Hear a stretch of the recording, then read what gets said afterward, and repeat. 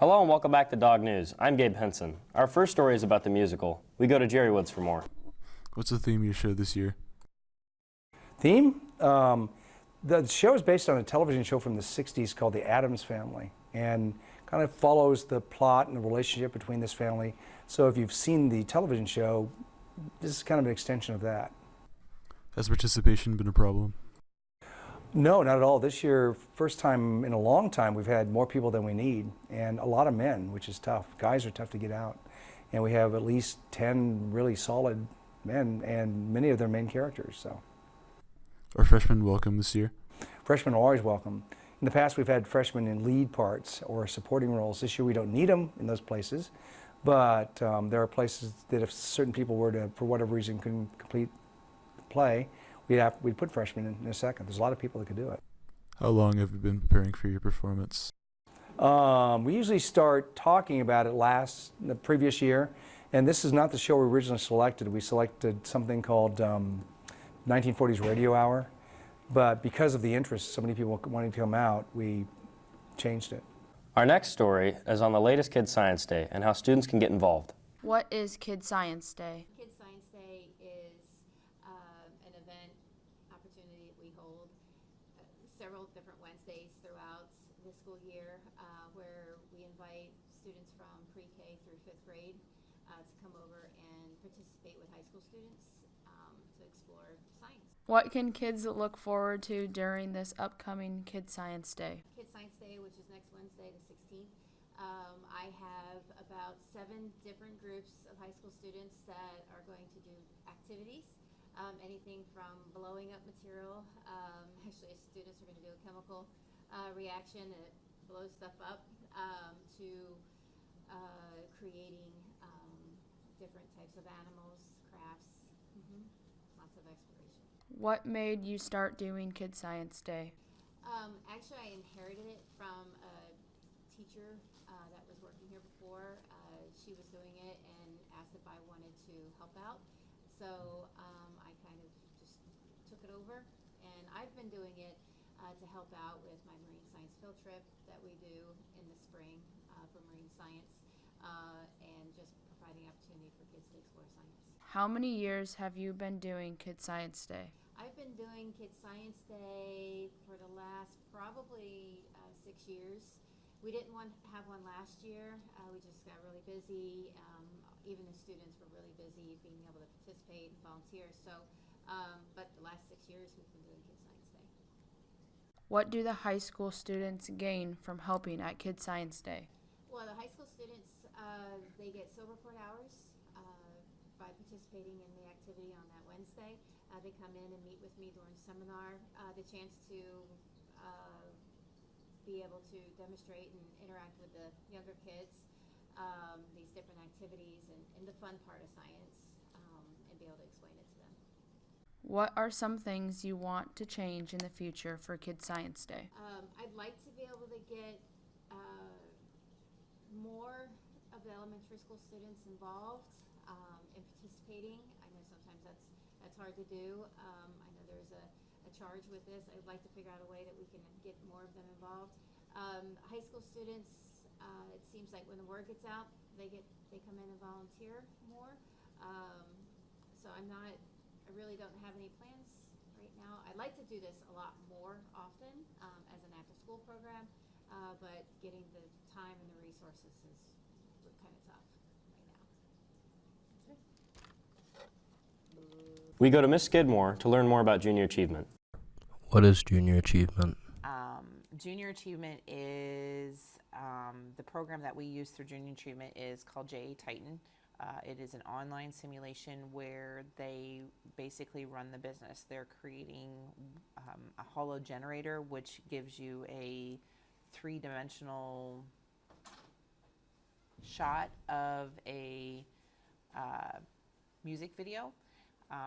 And then they keep track of the price that they're charging for each one, how much they've made, their charitable givings, their research and development, all of that stuff. And then based on all those decisions that they make, they get a performance index score, and the team with the best performance index score is like the top team. They play for an undetermined number of quarters, and then after they have determined how many quarters they're going to play, the team with the best PI score is the winner for that particular round. What kind of opportunities could it open up for the students?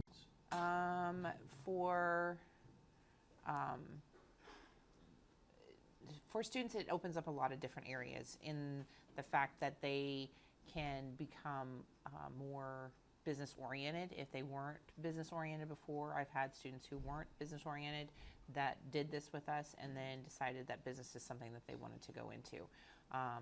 It also gives the students an opportunity to get scholarship dollars, which is usually a big plug for them.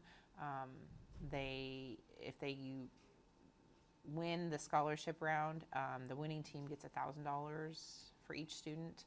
Second place team gets $750, and the third place team gets $250 scholarships apiece. So that's kind of nice to have that scholarship money sitting there waiting for them when they get to graduation day. And it also teaches kids how to work as a group, which is where kind of the business industry is heading.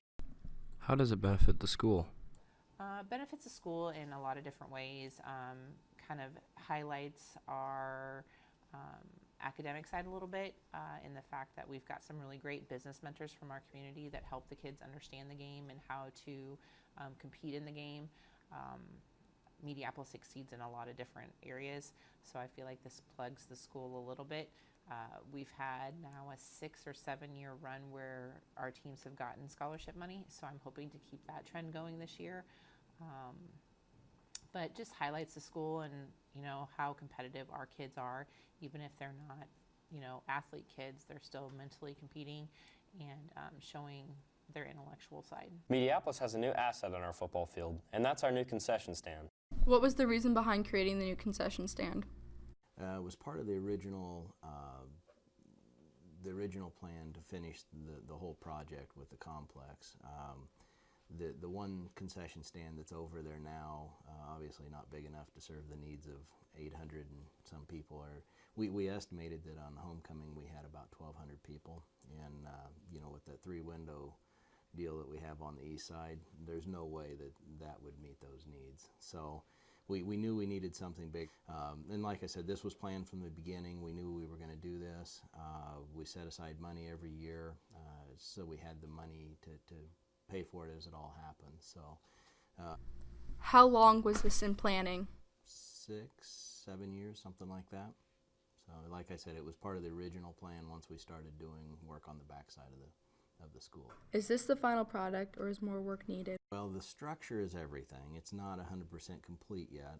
We still have some roof work to finish up, and some of the finished stuff. There'll be a the bulldog mascot that we have out in the center of the field with a big M medallion out in the front where you walked over plywood walking in. That'll be a medallion in concrete in the front. So there's some things still to finish up, but the actual structure is what you saw. What did it cost? The building was 800 and some thousand, and then probably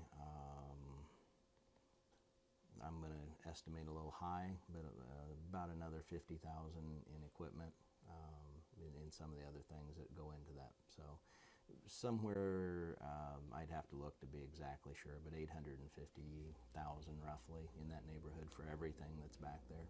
When do you expect it to be done? Our original date for completion was supposed to be August 9th, but we run into all kinds of wet weather in the spring, so that delayed things a little bit. So we hope that the majority will be done by the next home game, which I believe is October 4th. Some of it depends again on our contingency plan is to have everything operating, and we will bring in a bigger generator and operate it 3-phase if we need to at the next game if the parts aren't here. So that's the plan. We hope everything is operating as it should, and then it's just minor finishing detail things maybe after that if rain doesn't allow us to complete it. So That's a wrap on this week's episode. See you next time.